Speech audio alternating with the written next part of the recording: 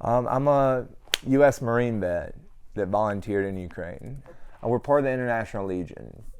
It's the ILDU, International Legion Defense of Ukraine, and that is English-speaking foreigners. They prefer with military background, combat experience, but they will take and train you. But you normally volunteer through the embassy. People like myself that had a good military background, you can pretty much just show up. They'll attach you to a training unit. You'll spend a month or so in training, then they'll deploy you to the front. I was a broker when the war started in Ukraine. I had a comfortable life in Florida. I sat in an air-conditioned office, making a lot of money, and I'd just seen too many children's hospitals in Ukraine be targeted and saw too many civilians crying, and it was all by a foreign invader.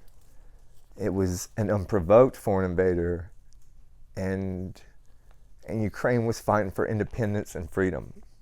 When I joined the United States Marine Corps in '99, they taught me, you're going to fight for the Declaration of Independence, you're going to fight for freedom and all that, but we never had the chance to. Guys that joined the Marine Corps 15 years after I did, when I was already an old man, they never had the opportunity to do that. They went to a land, they fought for what they were told to fight for, but I saw an actual opportunity to preserve independence, to preserve democracy, and if they needed my help, I would help. So I went. I got wounded in Bakhmut. A lot of Americans don't even know what Bakhmut is. Surprisingly enough, Bakhmut is technically the deadliest place in the world right now. And this tattoo right here, it has Bakhmut and 8/8/23. I got wounded in Bakhmut. I took shrapnel from my left leg on the insert that night on a night assault against Russian positions, and that was my ticket home. And what people don't get, this isn't the U.S. It is not a U.S. war, which a lot of people like to beat into my head online a lot. I don't have to be there. I spent 9 months fighting in Ukraine. I could have any day said I'm done and went home. But because I was hurt, because my leg had to heal, I came home. But I'm still a platoon leader. I still got, I'm 42. I turned 42, believe it or not, last month. No, technically 2 months ago, end of July. So I'm old.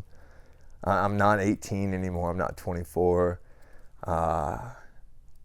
But if I still have guys there that are doing a job, and they're my guys, then I should be there. Whether or not America feels that we should be there, I feel I should be there. We took it was a night assault into Bakhmut. It was the 8th of August. It was a night assault. We were going in right after midnight. We had armor take us into Bakhmut. And a lot of American vets, they don't get what artillery is. Like in the American military, we send out a lot of artillery. We don't have artillery coming in on us.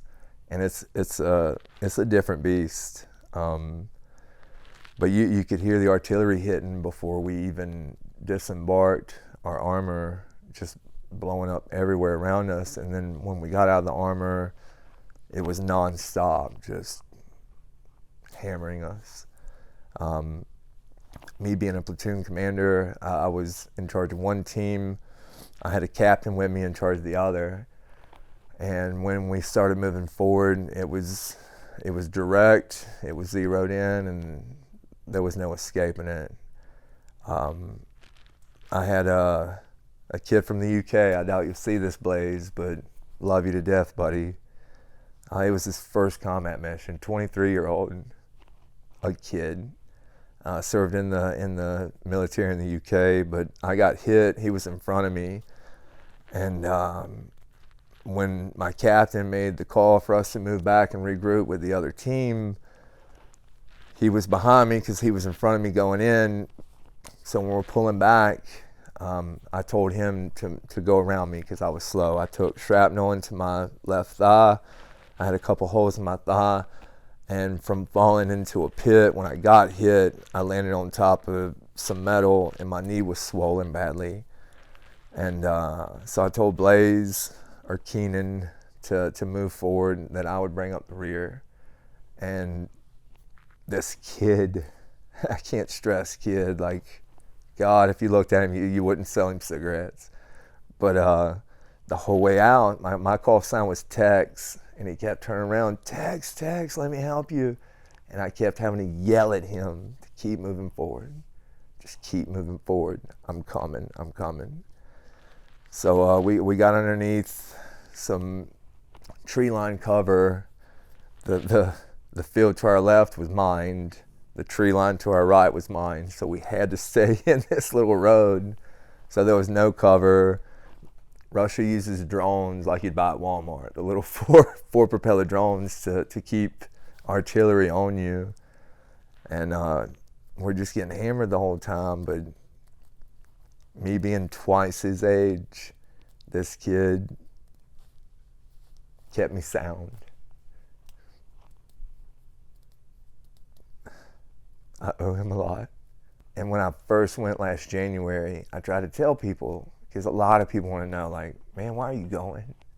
Why are you going to do this? You've got it easy here. America's not involved. Like, you're not a Marine anymore.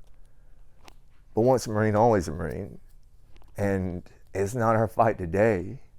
So I'll do it at my age so that the woman next door don't have to worry about her high school kid doing it 5 years from now. So I promise people, it's not our fight today. But if we don't help it end today, this fight will be our fight soon enough. You're getting emotional. Why?